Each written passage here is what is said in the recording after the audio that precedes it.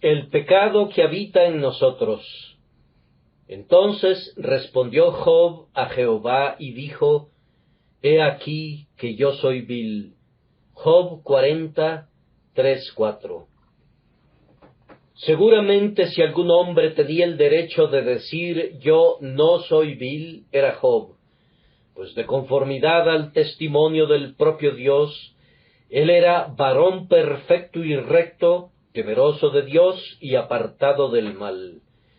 Sin embargo, descubrimos que este eminente santo, cuando por su cercanía con Dios recibe suficiente luz para darse cuenta de su propia condición, exclama: He aquí que yo soy vil.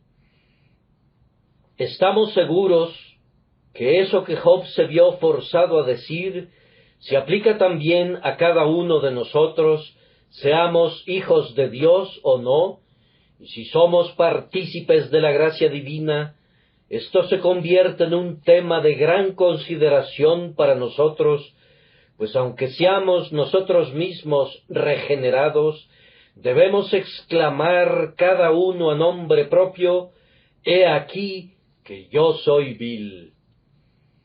Es una doctrina enseñada por la Sagrada Escritura, según lo creo yo, que cuando un hombre es salvado por la gracia divina, no es purificado completamente de la corrupción de su corazón.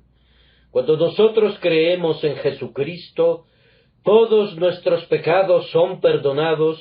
Sin embargo, el poder del pecado, aunque es debilitado y mantenido bajo el dominio de la naturaleza nacido de nuevo que Dios infunde en nuestras almas, no cesa, sino que se queda en nosotros y se quedará hasta el día en que nos muramos.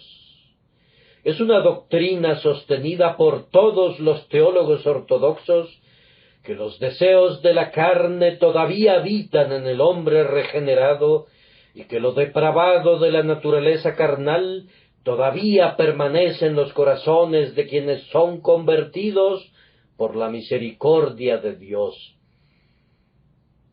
A mí me ha resultado sumamente difícil distinguir en la vida diaria lo concerniente al pecado. Es muy usual que muchos escritores, especialmente los que escriben himnos, confundan las dos naturalezas de un cristiano.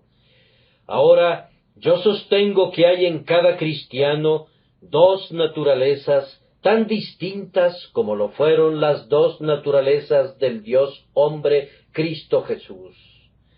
Hay una naturaleza que no puede pecar porque es nacida de Dios, una naturaleza espiritual venida directamente del cielo, tan pura y tan perfecta como el propio Dios, quien es su autor. Y existe también en el hombre esa antigua naturaleza que por la caída de Adán se ha vuelto completamente vil, corrupta, pecadora y diabólica.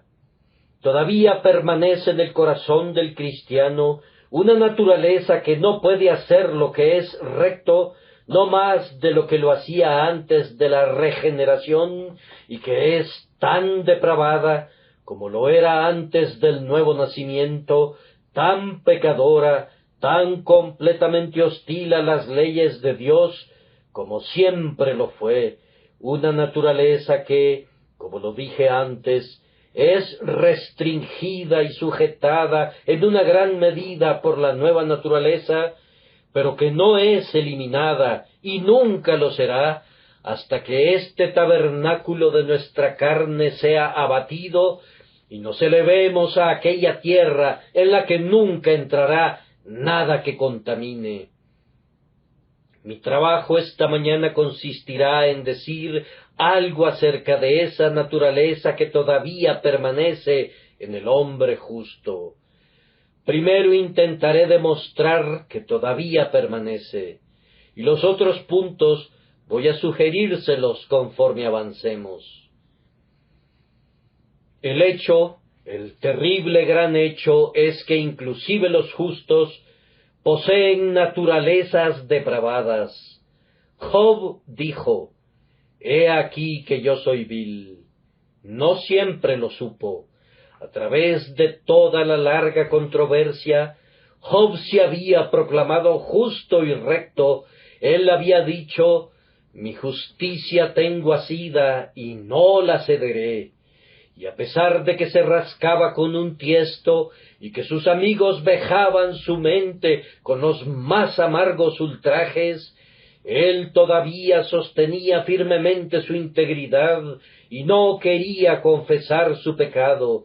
Pero cuando Dios vino a argumentar con él, tan pronto como Job hubo escuchado la voz de Dios en el torbellino y oyó la pregunta: el juez de toda la tierra ¿no ha de hacer lo que es justo?, de inmediato puso su dedo sobre sus labios y no pudo responder a Dios, sino que dijo simplemente: he aquí que yo soy vil. Posiblemente algunas personas puedan decir que Job era la excepción a la regla, y nos dirán que otros santos no tenían en ellos un motivo para una humillación así, pero nosotros les recordamos a David, y les sugerimos que lean el Salmo Penitencial 51, donde David declara que fue formado en iniquidad y que en pecado lo concibió su madre. Confesaba que había pecado en su corazón y le pedía a Dios que creara en él un corazón limpio y que renovara un espíritu recto dentro de él. En muchos otros lugares en los Salmos, David continuamente reconoce y confiesa que no está perfectamente libre de pecado, que la víbora malvada todavía está enrollada alrededor de su corazón. Ahora vayamos al libro de Isaías. Allí lo encontramos en una de sus visiones, diciendo que era un hombre inmundo de labios y habitando en medio de pueblo que tenía labios inmundos. Pero más especialmente bajo la dispensación del Evangelio, encontramos a Pablo en ese memorable capítulo que hemos estado leyendo, declarando que él veía otra ley en mis miembros que se rebela contra la ley de mi mente y que me lleva cautivo a la ley del pecado que está en mis miembros. Sí, oímos esa sorprendente confesión de deseo combativo e intensa agonía. Miserable de mí, ¿quién me librará de este cuerpo de muerte? ¿Acaso creen ustedes que son mejores santos que Job? ¿Se imaginan que la confesión que era digna de la boca de David es demasiado ruin para ustedes? ¿Acaso son ustedes tan orgullosos que no podrían exclamar con Isaías: yo también soy hombre inmundo de labios? O más bien, han progresado tanto en el orgullo que se atreven a exaltarse a ustedes mismos por encima del laborioso apóstol Pablo, y creen que en ustedes, esto es, en su carne, habita toda cosa buena. Si ustedes efectivamente se consideran perfectamente puros de pecado, oigan la palabra de Dios. Si decimos que no tenemos pecado, nos engañamos a nosotros mismos, y la verdad no está en nosotros. Si decimos que no hemos pecado, le hacemos a él mentiroso. Pero realmente no necesito demostrar esto, amados, pues todos ustedes, estoy seguro, saben algo acerca de la experiencia de un hijo vivo de Dios. Han descubierto que en sus mejores y más felices momentos, el pecado todavía habita en ustedes, que cuando quieren servir mejor a su Dios, el pecado frecuentemente obra en ustedes con furia suprema. Ha habido muchos santos de Dios que se han abstenido durante un tiempo de hacer cualquier cosa que han sabido que es pecado, pero sin embargo no ha habido uno solo que haya sido perfecto internamente. Si un ser fuera perfecto, los ángeles descenderían y en 10 minutos se lo llevarían al cielo, pues estaría maduro para el cielo tan pronto como hubiera alcanzado la perfección. Cuando he hablado con hombres que mencionan mucho el tema de la perfección, he descubierto que, después de todo, ellos no creen realmente en algo así. Ellos han tomado esa palabra y han asignado un significado diferente, y luego demuestran una doctrina que todos conocemos previamente, o suponen una perfección tan absurda y despreciable, que yo no daría por ella ni 3 centavos si tuviera que comprarla. En muchos de ellos se trata de una falla de sus cerebros, creo yo, más bien que de sus corazones, y como dice John Berridge, Dios lavará sus cerebros antes de que lleguen al cielo. Pero ¿para qué me demoro demostrando esto cuando ustedes mismos cuentan con pruebas diarias? ¿Cuántas veces no han sentido que la corrupción está todavía dentro de ustedes? Observen con qué facilidad son conducidos sorpresivamente al pecado. Ustedes se levantan por la mañana y se ofrecen a ustedes mismos mediante una ferviente oración a Dios, pensando en qué día tan feliz tienen ante ustedes. Escasamente han terminado de pronunciar esa oración, cuando algo viene a arrugar su espíritu y sus buenas resoluciones son arrojadas a los vientos y dicen, este día que yo pensé que iba a ser muy feliz, ha sufrido un terrible ataque brusco y violento. Yo no puedo vivir para Dios como quisiera. Tal vez has pensado, voy a subir al piso superior y le voy a pedir a Dios que me guarde. Bien, en general, ustedes han sido guardados por el poder de Dios, pero súbitamente viene algo. El mal carácter de pronto te ha sorprendido, tu corazón fue tomado por sorpresa cuando no esperabas un ataque, las puertas fueron abiertas de par en par, y una expresión profana salió de tus labios, y caíste de rodillas otra vez emprimado, exclamando, «He aquí que yo soy vil». He descubierto que tengo un algo en mi corazón, que cuando he cerrado mis puertas con pasador y pensado que todo está seguro, se arrastra y corre los pasadores y deja entrar al pecado.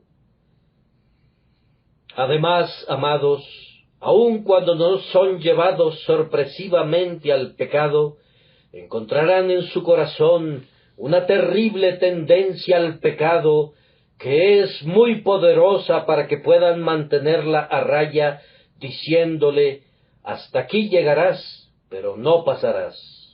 No, descubrirán que es más de lo que ustedes pueden controlar, a menos que un poder divino esté con ustedes y que la gracia que previene restrinja sus pasiones y prevenga que ustedes se entreguen a sus concupiscencias innatas. Ah, soldados de Jesús, ustedes han sentido, yo sé que ustedes han sentido las sublevaciones de la corrupción, pues ustedes conocen al Señor en sinceridad y verdad, y ustedes no se atreven a esperar estar en este mundo perfectamente libres de pecado, a menos que quieran mentir a su propio corazón. Habiendo expuesto ese hecho, debo simplemente hacer una observación acerca de él y proseguir. Cuán erróneo es de parte de cada uno de nosotros que excusemos nuestros pecados basándonos en el hecho de que poseemos corazones perversos. He conocido a algunas personas que profesan ser cristianas, pero que minimizan el pecado. puesto que todavía permanece la corrupción, ellas afirman que no pueden evitarlo. Tales personas no tienen parte visible ni porción en el pacto de Dios. El verdadero hijo amante de Dios, aunque sabe que el pecado está allí, odia ese pecado, es dolor y miseria para él, y nunca convierte la corrupción de su corazón en una excusa para la corrupción de su vida. Nunca argumenta la depravación de su naturaleza como una apología para la depravación de su conducta. Si alguien puede liberarse en el mínimo grado de la convicción de su propia conciencia, a cuenta de fallas diarias, argumentando la depravación de su corazón, no es uno de los quebrantados hijos de Dios. Él no es uno de los siervos probados del Señor, pues ellos gimen bajo el pecado y lo llevan al trono de Dios. Saben que está en ellos. Por tanto, no lo dejan, sino que con toda su mente buscan mantenerlo a raya, para que no se pueda levantar y los arrastre. Consideren eso, a menos que quieran convertir lo que digo en un manto para su libertinaje y una cubierta para su culpa. Así hemos mencionado el hecho de que los mejores hombres tienen todavía el pecado habitando en ellos. Ahora les diré cuáles son las actividades de este pecado. ¿Qué hace el pecado que todavía habita en nuestros corazones? Yo respondo, la experiencia les dirá que este pecado ejerce el poder de reprimir toda cosa buena. Ustedes han sentido que cuando quieren hacer el bien, el mal ha estado presente en ustedes, como una carroza que puede deslizarse velozmente cuesta abajo, pero que le han puesto un obstáculo en sus llantas, o como el pájaro enjaulado que quisiera remontarse al cielo. Ustedes han descubierto que sus pecados son como los barrotes de una jaula que les impide elevarse hacia el Altísimo. Ustedes han doblado su rodilla en oración, pero la corrupción ha distraído sus pensamientos. Han intentado cantar, pero han sentido que el hosana languidecía en sus lenguas.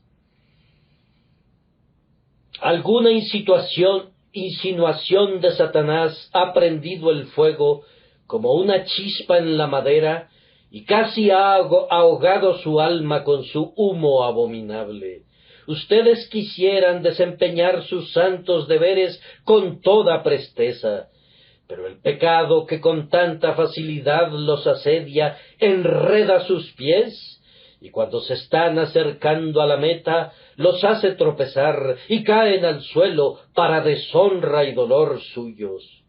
Ustedes descubrirán que el pecado que habita en ustedes frecuentemente los detiene cuando quieren ser más diligentes. Cuando desean estar más vivos para Dios, generalmente encontrarán que el pecado está más vivo para repelerlos. El corazón malo de incredulidad se coloca en medio del camino y dice, tú no pasarás por aquí. Y cuando el alma responde, quiero servir a Dios, adoraré hacia su santo templo, el corazón malo dice, vete a Adán y a Beer-seba e inclínate ante falsos dioses, pero tú no te dirigirás a Jerusalén, no te permitiré que contemples el rostro del Altísimo. A menudo han sentido que este es el caso. Una mano fría ha sido colocada sobre su espíritu ardiente cuando ustedes han estado llenos de devoción y oración, y cuando han tenido las alas de una paloma y han pensado que podían huir y descansar, una traba ha sido puesta sobre sus pies que les ha impedido elevarse. Entonces, ese es uno de los efectos del pecado que permanece en nosotros. Pero ese pecado que habita en nosotros hace algo más que eso. No sólo nos impide seguir adelante, sino que a veces, inclusive, nos embiste, a la vez que busca cómo obstaculizarnos. No es solamente que yo peleo con el pecado que todavía permanece en mí, sino que ese pecado algunas veces me asedia. Ustedes verán que el apóstol dice: «Miserable de mí, ¿quién me librará de este cuerpo de muerte?». Ahora, esto demuestra que él no estaba atacando a su pecado, sino que ese pecado lo estaba atacando a él. Yo no busco ser liberado de un hombre a quien yo he atacado, sino que es del hombre que se me opone de quien busco ser liberado. Y así, algunas veces el pecado que habita en los creyentes se lanza en contra nuestra como algún feroz tigre de la selva o como algún demonio celoso del Espíritu Celestial que está dentro de nosotros. La naturaleza depravada se levanta, no sólo busca cómo detenernos en el camino, sino que, como Amalec, se esfuerza por destruirnos y eliminarnos por completo. ¿Alguna vez sintieron, amados, los ataques del pecado innato? Pudiera suceder que ustedes no los tengan, y si es así, pueden estar seguros que los tendrán. Antes de que lleguen al cielo, ustedes serán atacados por el pecado. No se trata simplemente que ustedes saquen a los cananeos, sino que los cananeos, con sus carros de hierro, intentarán dominarlos y sacarlos de la tierra, y matar su naturaleza espiritual, y apagar la llama de su piedad, y aplastar la nueva vida que Dios ha implantado en ustedes. El corazón malo que todavía permanece en el cristiano, cuando no está obstruyendo o atacando, todavía reina y habita dentro de él. Mi corazón sigue siendo tan malo cuando ningún mal emana de él, como cuando todo es vileza en sus desarrollos externos. Un volcán es siempre un volcán, aun cuando dormita, no confíes en él. Un león es un león, aunque juegue como un cabrito, y una serpiente es una serpiente, aun cuando la puedas tocar por un momento mientras dormita. Aún hay veneno en su aguijón, cuando sus escamas azules invitan al ojo. Aunque mi corazón, por lo menos durante una hora, no haya tenido ningún mal pensamiento, es todavía malo. Si fuera posible que yo viviera durante días sin una sola tentación para pecar salida de mi propio corazón, sería todavía tan malo como antes. Y siempre está mostrando su vileza, o se está preparando para una nueva exhibición, o está cargando su cañón para disparar en contra nuestra, o de lo contrario, está positivamente en guerra contra nosotros. Pueden estar absolutamente seguros de que el corazón nunca es diferente de lo que originalmente fue. La naturaleza depravada es todavía depravada, y cuando no hay una hoguera, está amontonando la leña con la que va a arder en otro día. Está juntando algunos materiales de mis gozos, de mis devociones, de mi santidad y de todo lo que hago para atacarme en algún período futuro. La naturaleza depravada es únicamente mala, y eso de continuo, sin la menor mitigación o elemento de bondad. La nueva naturaleza debe luchar y pelear siempre en su contra, y cuando las dos naturalezas no están luchando ni peleando, no hay tregua entre ellas. Cuando no están en conflicto, siguen siendo enemigas. No debemos confiar en nuestro corazón en ningún momento. Aun cuando habla bellezas, Debemos llamarlo mentiroso, y cuando pretende el sumo bien, todavía debemos recordar su naturaleza, pues es mala, y eso de continuo. No voy a mencionar las acciones del pecado que habita en nosotros en todo su alcance, pero bastará hacerles recordar algo de su propia experiencia, para que vean que es acorde a la experiencia de los hijos de Dios, pues ustedes pueden ser tan perfectos como Job, y sin embargo tendrán que decir: he aquí que yo soy vil.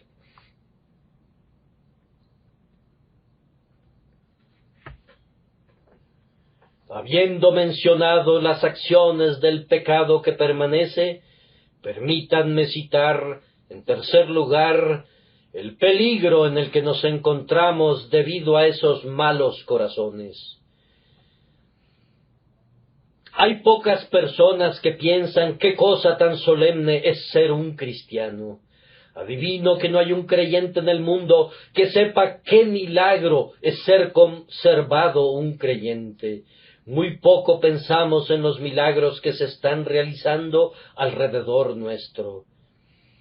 Vemos crecer las flores, pero nunca pensamos en el poder maravilloso que les da vida. Vemos brillar las estrellas, pero qué poco pensamos en la mano que las mueve.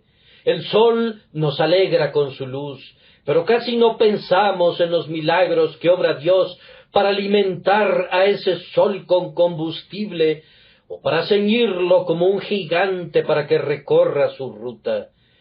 Y vemos a los cristianos caminando en integridad y santidad, pero cuán poco sospechamos qué cúmulo de milagros hay en un cristiano.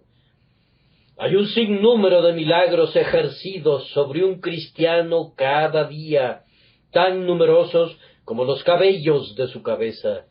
Un cristiano es un milagro perpetuo. Cada hora que soy preservado de pecar es una hora de un poder divino como el que vio a un recién nacido envuelto en pañales en su oscuridad y que oyó cuando alababan todas las estrellas del alba. ¿Acaso no has pensado nunca cuán grande es el peligro al que está expuesto el cristiano debido al pecado que habita en él? Vamos, déjame decírtelo. Un peligro al que estamos expuestos por causa del pecado que habita en nosotros surge del hecho que el pecado está en nosotros y por lo tanto tiene un gran poder sobre nosotros.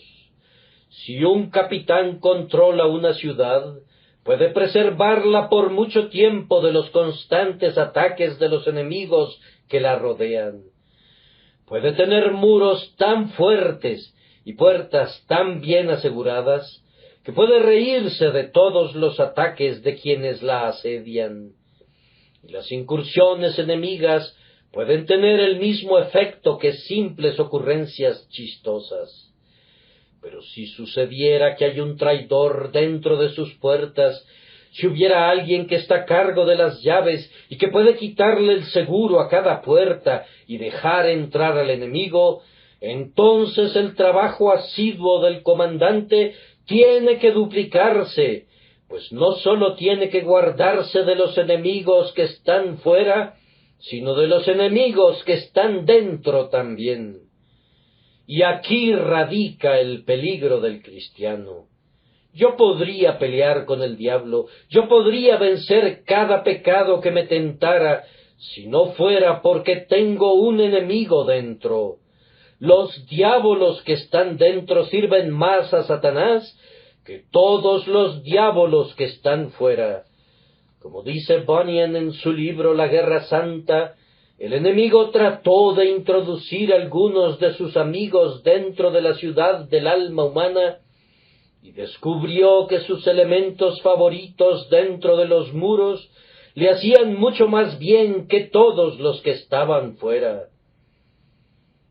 Ah, cristiano, tú te podrías reír de tu enemigo si no tuvieras un corazón malo dentro de ti, pero recuerda, Tu corazón guarda las llaves porque de él mana la vida, y el pecado está allí. La peor cosa que debes temer es la traición de tu propio corazón. Y además, cristiano, recuerda cuántos aliados tiene tu naturaleza depravada. En cuanto a tu vida de gracia, ella encuentra escasos amigos bajo el cielo, pero tu pecado original tiene aliados por todos lados. Mira al infierno allá abajo, y los encontrarás allí, demonios que están prestos a azuzar a los perros del infierno contra tu alma. Mira al mundo, y ve los deseos de la carne, los deseos de los ojos, y la vanagloria de la vida. Mira a tu alrededor, y ve todo tipo de hombres buscando, si fuera posible, sacar al cristiano de su estabilidad. Mira la Iglesia, y encuentra toda manera de falsas doctrinas listas a inflamar el deseo y a desviar al alma de la sinceridad de su fe. Mira el cuerpo, y descubre que la cabeza y la mano y el pie y todos los demás miembros están listos a ser siervos del pecado. Yo podría dominar mi corazón malo si no tuviera ese poderoso ejército de aliados. Pero tener enemigos fuera de las puertas, en alianza y amistad con un enemigo más vil que está dentro, convierte mi posición en doblemente peligrosa.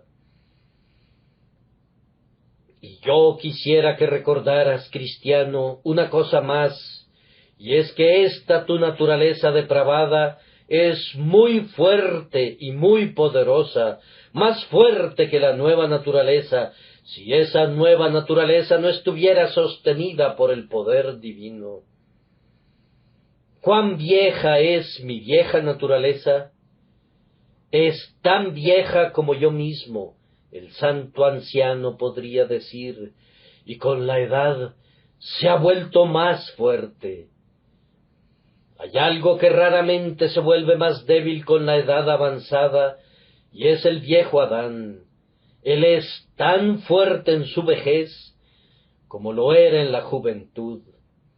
Es tan capaz de hacer que nos descarriemos cuando nuestra cabeza está cubierta de cabellos grises, como lo era en nuestra juventud.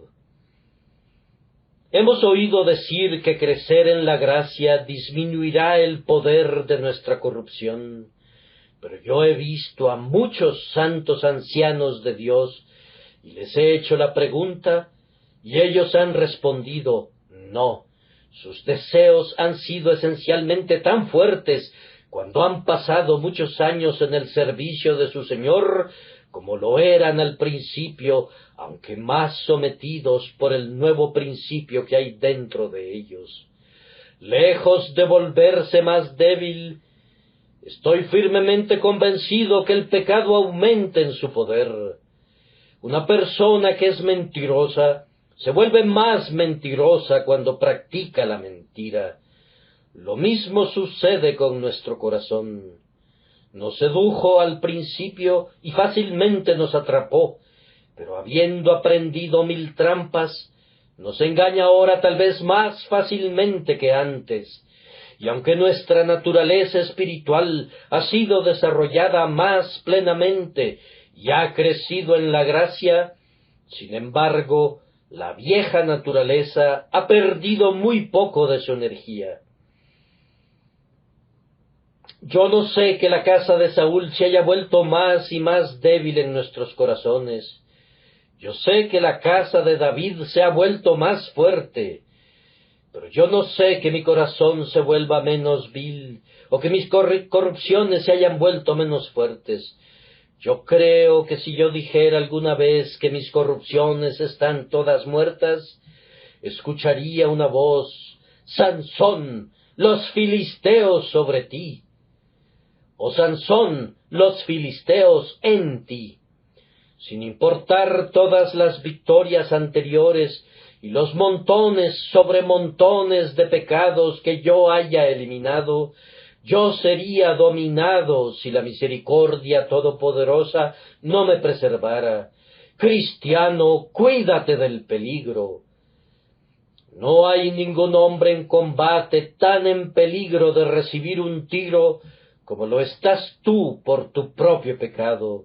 Tú cargas en tu alma con un traidor infame. Aun cuando te habla bellamente, no debes confiar en él. Tú tienes en tu corazón un volcán adormecido, pero se trata de un volcán con una fuerza tan terrible que puede todavía sacudir tu naturaleza entera. Y a menos que seas circunspecto y que seas guardado por el poder de Dios, tú tienes un corazón que te puede conducir a cometer los pecados más diabólicos y los crímenes más infames. Cuídense, cuídense, cristianos. Aunque no hubiera un diablo que los tentara y un mundo que los extraviara, ustedes tendrían la necesidad de cuidarse de su propio corazón. Por lo tanto, miren a casa. Los peores enemigos de ustedes son los enemigos de su propia casa. Sobre toda casa guardada, guarda tu corazón, porque de él mana la vida, y de él puede manar la muerte también, la muerte que te condenaría si la misericordia soberana no lo previniera. Que Dios nos conceda, hermanos míos, que podamos conocer nuestras corrupciones de una manera fácil y no tener que descubrirlas cuando se convierten en pecado abierto. Y ahora llego al cuarto punto, que es el descubrimiento de nuestra corrupción. Job dijo: «He aquí que yo soy vil». Esa expresión «he aquí» implica que él estaba atónito. El descubrimiento fue inesperado. Hay tiempos especiales con el pueblo del Señor cuando aprende por experiencia que es un pueblo vil. Ellos escucharon al ministro cuando afirmaba el poder del deseo innato, pero tal vez sacudieron la cabeza diciendo: «No puedo ir tan lejos como eso». Pero después de muy poco tiempo descubrieron, por alguna luz más clara del cielo, que después de todo era verdad. «He aquí que yo soy vil».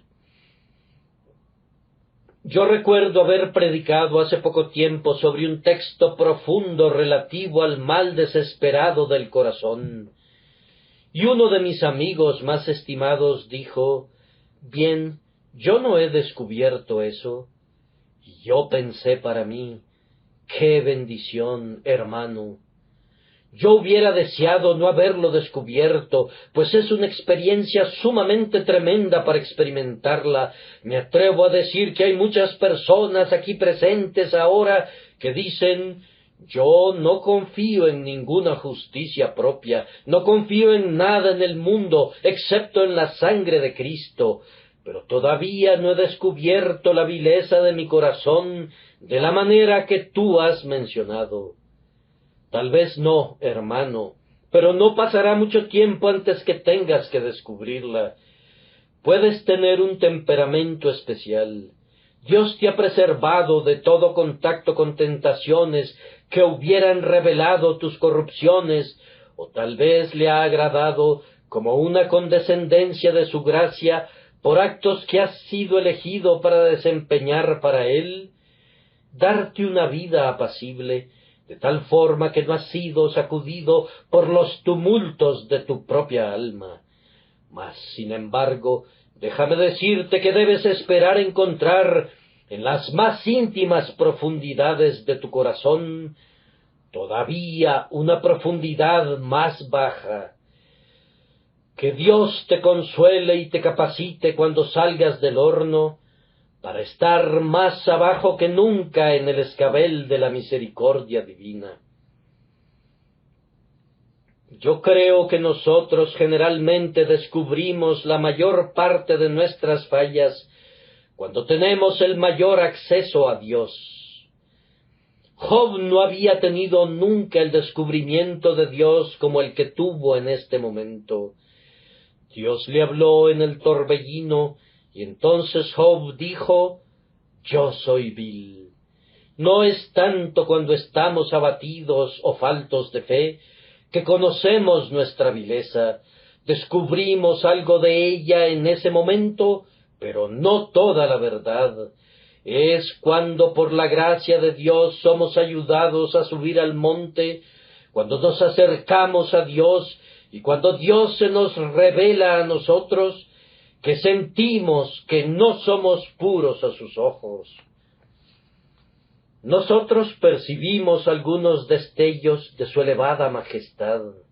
Vemos el brillo de sus faldones oscuros, con luz insufrible, y después de haber sido deslumbrados por esa visión, viene una caída, como si, herida por la luz ardiente del sol, el águila se cayera desde sus grandes alturas y se estrellara contra el suelo. Lo mismo ocurre con el creyente. Él se eleva a Dios y súbitamente se viene al suelo. He aquí, dice, que yo soy vil. Nunca lo hubiera sabido si no hubiera visto a Dios.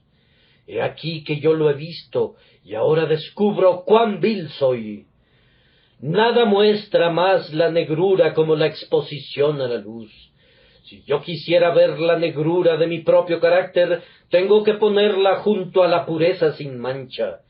Y cuando el Señor se agrada en darnos alguna visión especial de Él mismo, algún dulce intercambio con su propia persona bendita, entonces es cuando el alma aprende, como nunca lo supo antes, con una agonía que tal vez no sintió nunca antes, inclusive en su propia convicción de pecado: he aquí que yo soy vil.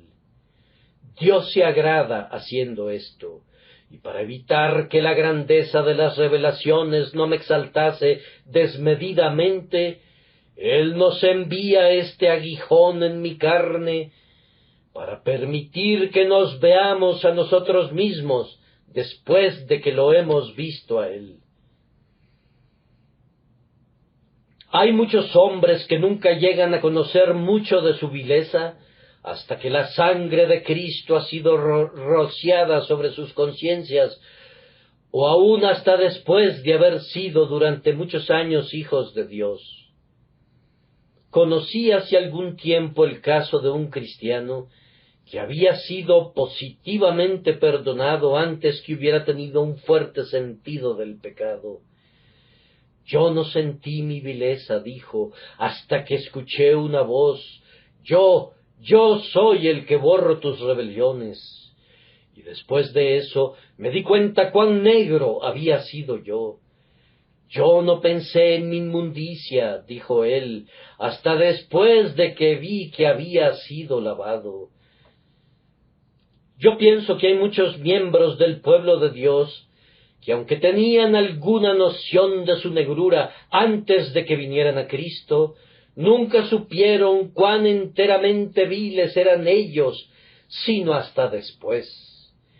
Ellos pensaron entonces: cuán grande debe haber sido mi pecado que necesitó a tal Salvador, cuán desesperada mi inmundicia que requirió de tal lavamiento, cuán terrible mi culpa que necesitó de tal expiación como la sangre de Cristo. Pueden tener la certeza de que entre más conozcan de Dios y de Cristo, más se conocerán a ustedes mismos, y se sentirán obligados a decir como lo hicieron antes: he aquí que yo soy vil, vil en un sentido extraordinario, como nunca se imaginaron o adivinaron hasta ahora. He aquí que yo soy vil ciertamente. Sin duda muchos de ustedes todavía pensarán que lo que yo digo relativo a su naturaleza depravada no es cierto, y tal vez se puedan imaginar que la gracia ha sacado a su naturaleza pervertida. Pero entonces Ustedes saben muy poco acerca de la vida espiritual, si suponen eso. No pasará mucho tiempo antes de que descubran que el viejo Adán es tan fuerte en ustedes como siempre. Por eso se mantendrá una guerra en su corazón hasta el día de su muerte, en el que la gracia prevalecerá, pero no sin suspiros y gemidos y agonías y luchas y una muerte diaria. Esta es la manera en la que Dios nos descubre nuestra vileza. Ahora, si es cierto que todavía somos viles, ¿cuáles son nuestros deberes? Y aquí permítanme hablarles solemnemente a quienes son herederos de la vida eterna, deseando como su hermano en Cristo Jesús, urgirles a algunos deberes que son sumamente necesarios debido a la continua inmundicia de su corazón. En primer lugar, si sus corazones todavía son viles y todavía hay una naturaleza depravada en ustedes, cuán equivocado sería de parte de ustedes suponer que todo su trabajo está hecho. Hay algo relativo a lo cual yo tengo mucha razón de quejarme de algunos de ustedes. Antes de su bautismo, ustedes eran extremadamente diligentes. Siempre participaban en los medios de la gracia, y yo siempre los veía por aquí. Pero hay algunos aquí presentes ahora, que tan pronto pasaron ese Rubicón, que dieron el paso decisivo, comenzaron a partir de ese momento a disminuir en celo, pensando que la obra estaba hecha. Yo les digo solemnemente que yo sé que hay algunos que eran personas de oración, cuidadosas, devotas, viviendo muy cerca y junto a su Dios, hasta que se unieron a la Iglesia. Pero desde ese momento en adelante, ustedes han declinado gradualmente.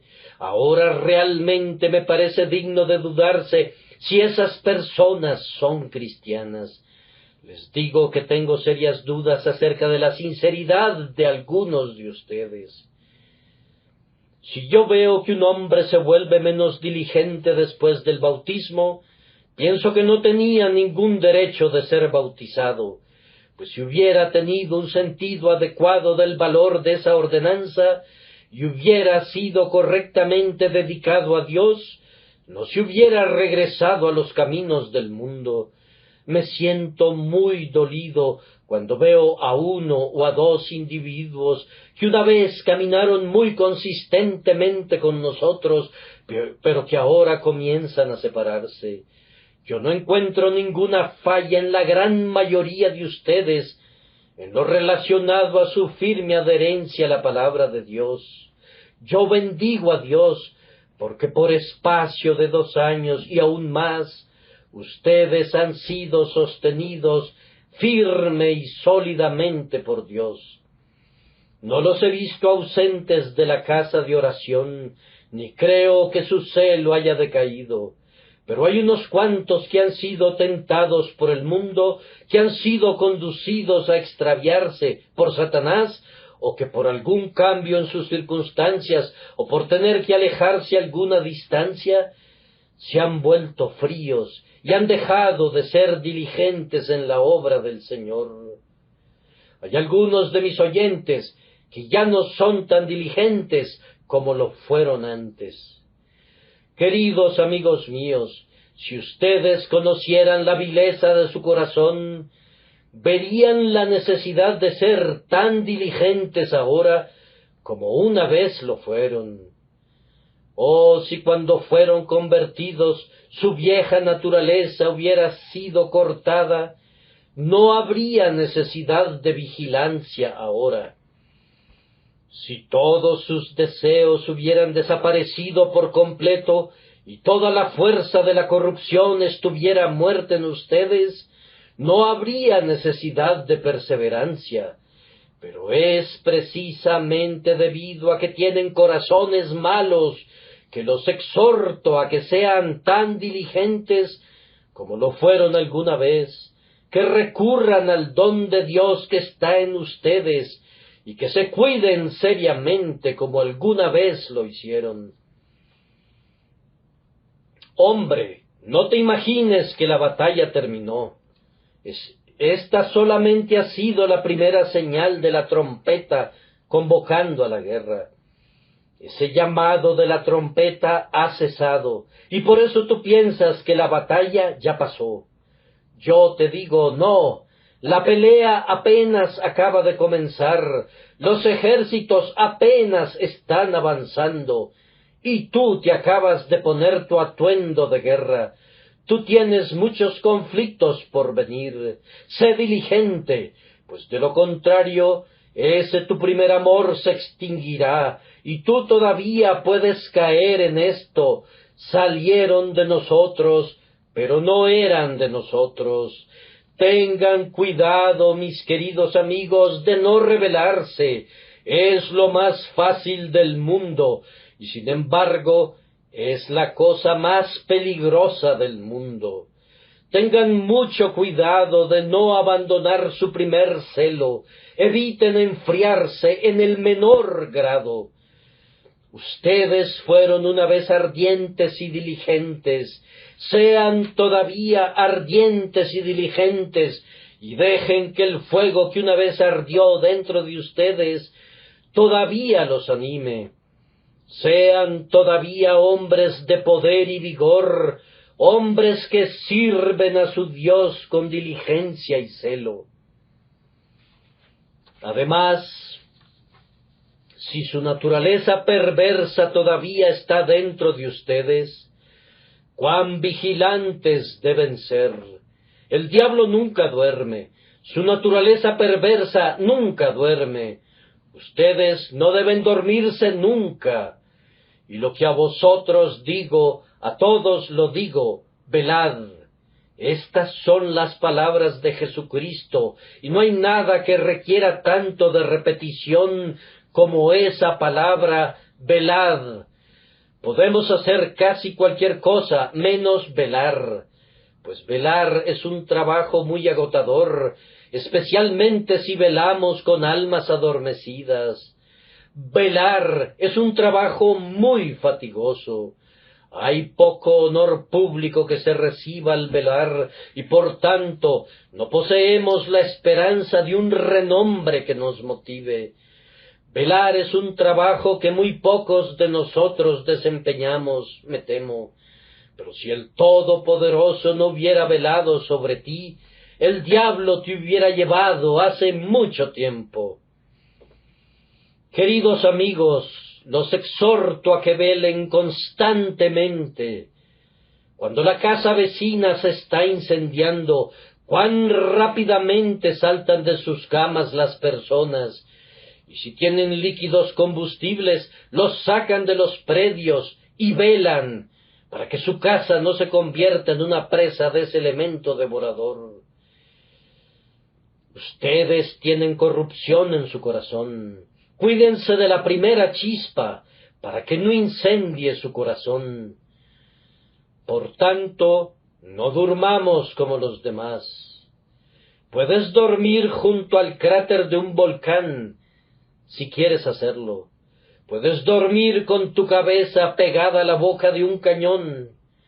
Puedes dormir, si te place, en medio de un terremoto o en una casa visitada por la peste. Pero yo te suplico, no te duermas mientras tengas un corazón malo. Vigilen sus corazones. Ustedes pueden pensar que son muy buenos, pero se convertirán en sus ruinas si la gracia no lo previene. Vigilen diariamente, vigilen perpetuamente, guárdense para que no pequen. Sobre todo, queridos hermanos míos, si sus corazones ciertamente están todavía llenos de vileza, cuán necesario es que nosotros todavía exhibamos fe en Dios. Si yo debo confiar en mi Dios al comenzar mi camino, debido a todas las dificultades que debo enfrentar, si esas dificultades no son disminuidas, Debo confiar en Dios de la misma manera que lo hice antes. Oh, amados hermanos, entreguen sus corazones a Dios. No se vuelvan autosuficientes. La autosuficiencia es la red de Satanás que utiliza para cazar a los hombres como pobres peces insensatos y los destruye. No sean autosuficientes, considérense nada, pues no son nada, y vivan con la ayuda de Dios. La forma de crecer fuertes en Cristo es volviéndose débiles en ustedes. Dios no derrama ningún poder en el corazón del hombre hasta que no se haya vaciado de ese corazón todo el poder del hombre. Vivan entonces cada día una vida de dependencia de la gracia de Dios. No te constituyas tú mismo como si fueras un caballero independiente. No inicies tus propias actividades como si tú pudieras hacer todas las cosas por ti mismo. Pero vive siempre confiando en Dios. Tú tienes tanta necesidad de confiar en Él ahora como la has tenido siempre, pues fíjate bien, aunque tú hubieras sido condenado sin Cristo al principio, tú serás condenado sin Cristo ahora, a menos que Él todavía te guarde, pues tú tienes una naturaleza tan depravada ahora como la tenías antes. Muy amados hermanos, solo tengo que decir una palabra más, no a los santos, sino a los impíos, una palabra de aliento pecador, pobre pecador perdido. Tú piensas que no debes venir a Dios porque tú eres vil. Ahora, permíteme decirte que no hay un solo santo en este lugar que no sea vil también. Si Job e Isaías y Pablo, todos ellos se vieron obligados a decir, yo soy vil, oh pobre pecador, te dará vergüenza unirte a esa confesión y decir, yo soy vil también. Si yo me acerco a Dios en oración hoy, cuando estoy de rodillas junto a mi cama, habré venido a Dios como un pecador vil y lleno de pecado. Mi hermano pecador, ¿quieres tener una mejor confesión que esa? Tú quieres ser mejor, ¿no es cierto? Vamos, los santos en sí mismos no son mejores. Si la gracia divina no erradica todo pecado en el creyente, ¿cómo piensas hacerlo tú mismo? Y si Dios ama a su pueblo mientras todavía es vil, ¿piensas tú que tu vileza le impedirá amarte? No, vil pecador, ven a Jesús, el más vil de los viles, cree en Jesús. Tú que eres escoria de la sociedad, tú que eres el estiércol y la hez de las calles, yo te pido que vengas a Cristo. Cristo te ordena que creas en Él. No a los justos, no a los justos, sino a pecadores vino a salvar Jesús. Ven ahora, di, Señor, yo soy vil, dame fe. Cristo murió por los pecadores. Yo soy un pecador. Señor Jesús, rocía tu sangre sobre mí. Te digo, pecador, de parte de Dios, que si tú confiesas tu pecado, tú encontrarás el perdón. Si ahora dices de todo corazón, yo soy vil, lávame, serás lavado ahora. Si el Espíritu Santo te da la capacidad de decir con todo tu corazón ahora, Señor, yo estoy lleno de pecado, tal como soy, sin ningún otro argumento, excepto que tu sangre fue derramada por mí, y que tú me pides que venga a ti, oh Cordero de Dios, yo vengo a ti, yo vengo a ti. Tú saldrás de este lugar con todos tus pecados perdonados, Y aunque tú hayas entrado a este lugar con todos los pecados que un hombre puede cometer sobre tu cabeza, tú saldrás como inocente, sí, más inocente que un bebé recién nacido. Aunque hayas entrado aquí cubierto de pecados, tú saldrás cubierto con un manto de justicia, tan blanco como son los ángeles, tan puro como Dios mismo, en lo que se refiere a la justificación. Pues ahora, fíjate bien, he aquí ahora el tiempo aceptable, si tú crees en Él que justifica al impío. Oh, que el Espíritu Santo te dé fe para que puedas ser salvado ahora, pues entonces serás salvo para siempre.